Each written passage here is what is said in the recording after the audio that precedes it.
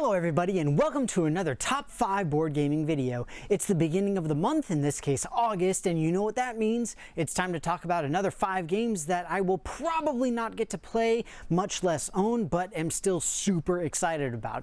Now of course August means Gen Con here in the US, the biggest game convention in the country, so it's really exciting. We've got a lot of great games coming up and being announced, so I'm really excited to dive in. But of course, as always, please let me know what your thoughts are in the comments below, any particular games you're looking forward to or anything along those lines. But with that, we're going to dive right in with my number 5. At number 5, I've got Deal with the Devil. This is kind of an interesting team-based game, but not quite, where you've got cultists, mortals, and then the devil themselves. And the idea is that you are trying to sell goods to other people.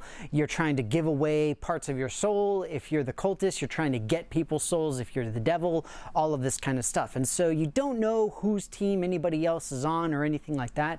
It's kind of interesting. It's got some Shadowhunter type vibes to it from what I can tell, and it just seems interesting in that logical deduction sort of way that I truly love. That said, it's really low on the list because it seems like it requires an app, and I am not a fan of that. The fact that it is absolutely required, you can't use a card or something like that, makes it in my book. But regardless, Deal with the Devil is my number 5. At number 4, I've got Museum Suspects. This seems like an odd cross between Clue, Alchemists, and Incómodos Invitados, or as you may know it, Awkward Guests. The fundamental idea being that an art piece has been stolen from the museum, and you have to categorically reduce the possibilities of who the suspects are and determine who stole it, what it was, and all that kind of thing.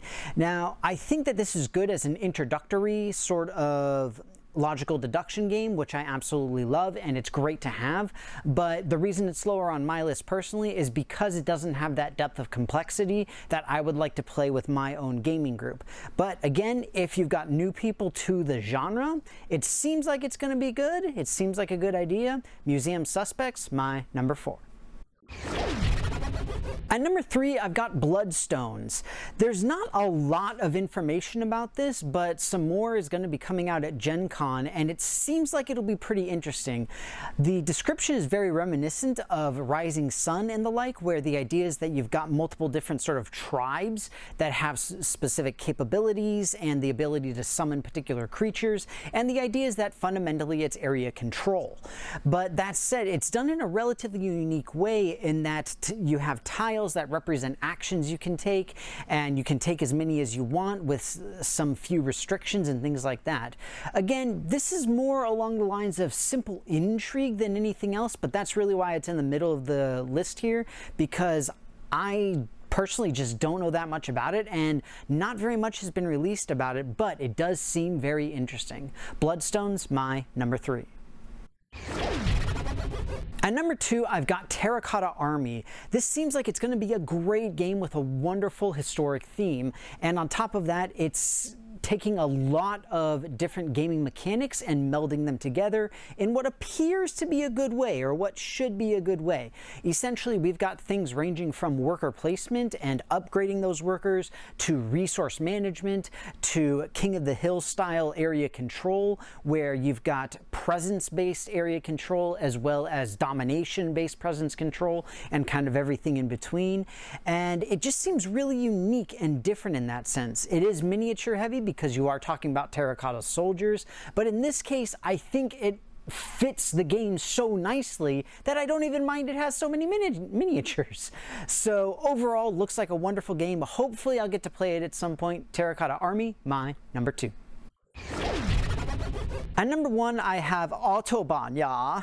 Sorry, I won't do the German accent, I promise. But fundamentally, that's what it's about. It's about the German Autobahn infrastructure from World War II until the present time, and building it up and making sure that you've got shipping routes set for adjacent countries and all of that kind of stuff.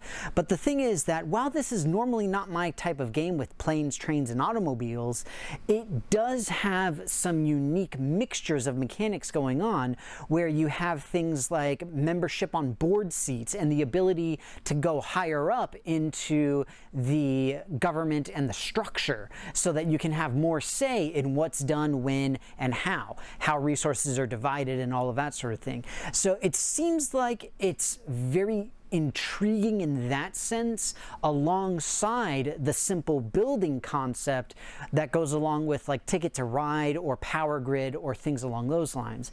Looks like a very, very interesting game. I'm really excited to see more about this one in particular, and that's why Autobahn is my #1. Well, everybody, that's going to be it for me. I hope that you enjoyed this video on my top 5 games that I'm looking forward to for August of 2022. Now, again, this is Gen Con month here in the US, and so that means that there's going to be a ton of new games coming out and a bunch of new games available to play and buy and all that kind of stuff. Unfortunately, I'm personally not going to be able to go to Gen Con. It's just not in the cards for me, so to speak. But at the same time, I hope that you all have great experiences if you're able to go. And incidentally, if you are, please comment below. Let me know how things go. Let me know how it is. Let me know what you're looking forward to. As always, you know, I love to hear anything and everything about it. That said, of course, also as always, if you haven't done so already, please take a look at my various social media pages where you can interact with myself and my channel in a bunch of fun ways. But with that said, thank you so much for watching. I hope you enjoyed the video, and I will see you next time.